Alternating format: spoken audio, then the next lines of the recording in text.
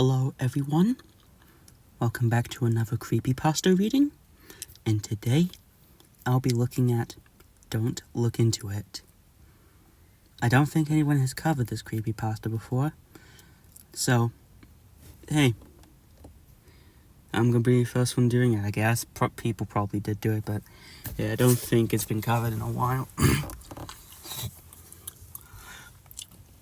Just a heads up that this creepypasta will contain violence and gore, and if you are sensitive to this subject, please be cautious when watching. Let us begin. It was the year 2000.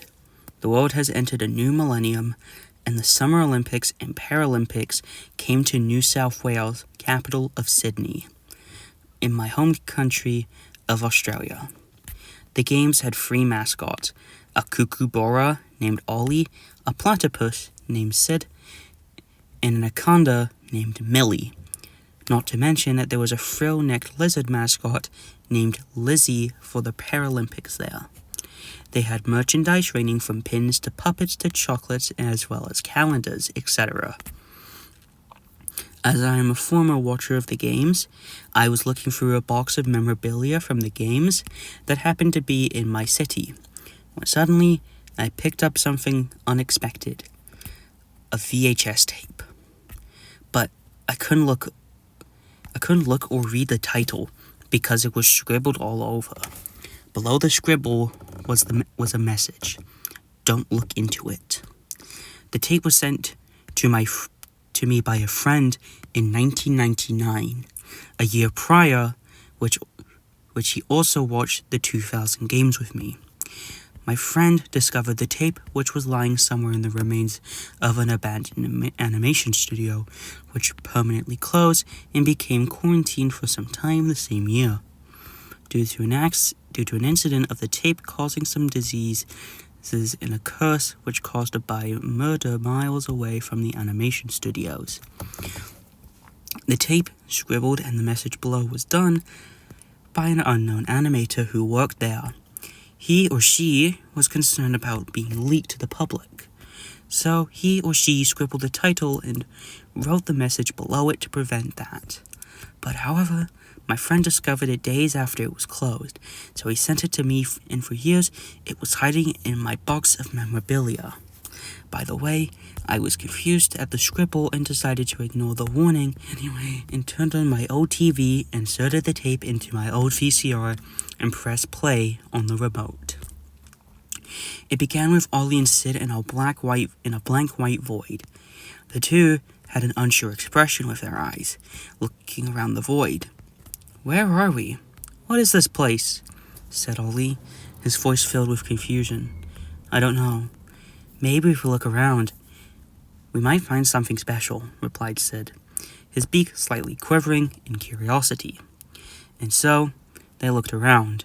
After 1 minute of looking around, Ollie and Sid talked about how long this would take. "How long is this going to last?" said Ollie. I don't know," replied Sid, his beak stuttering for a second. That was until all of a sudden, the screen cut to black for 6 seconds, before cutting to Ollie and Sid, who are now tied up to the chairs in a dark, abandoned room. "This ain't right, Sid," said Ollie, startled. "I feel like I need to get out of here," Sid replied in shock. A few moments later, the two having a conversation, a creak suddenly echoed in the middle of their conversation, and the two turned their heads in confusion to see the door in the room slowly swinging open, which revealed Millie as she entered the room. But she did not look like the yellow echidna I remembered. Her once friendly smile was now a menacing grin. Her yellow fur was now gray, her eyes being very small pupils. "I don't see pupils, Sherlock." And her teeth were sharp with jagged edges. She was holding a chainsaw. In her claws, she was holding a chainsaw. Then cut back to Ollie and Sid their expressions now being a slight state of panic. After all these years, it has decided that your time has come, little ones. Millie hissed with an eerie echo and an eerie pause after each sentence. Spooky and Ollie and Sid slowly as they heard her voice follow my mechanical laughter. "Oh no," said Ollie, about to tremble in fear. "We're done for." Trembling in shock as the shadow slowly casted on them. Her shadow slowly got closer towards Ollie's and Sid. As soon they heard the chainsaw revving, and the two screamed as the screen cut to their blood being splattered across the wall, so the viewers can't see the carnage, with only the thing being heard is their screams, blood splattering, and the chainsaw noise. You could have done something to them, but instead, I watched in horror, and I was shocked that my childhood beloved kookaburra and platypus mascots were being killed by now murderous Echidna off-screen as their blood splattered on the walls. After Millie's very small pupils started to move slowly to lock with mine. After that, the screen suddenly cut to black, and two texts on the white faded in one by one. The first one read, "You could have done something to them." And then the second one read, "But instead." As the text faded in, a black and white picture of Lizzie, with her face partially melted, appeared very briefly behind the text. After a few seconds, the text faded out and a white silhouette of Millie